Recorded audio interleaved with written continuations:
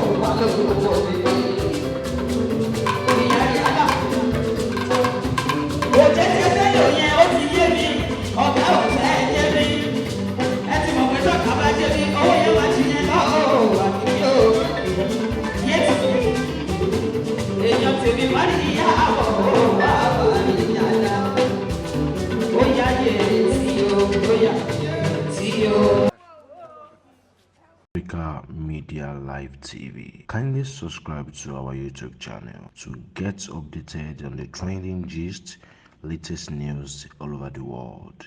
Like our page, subscribe, and share with friends. Thank you.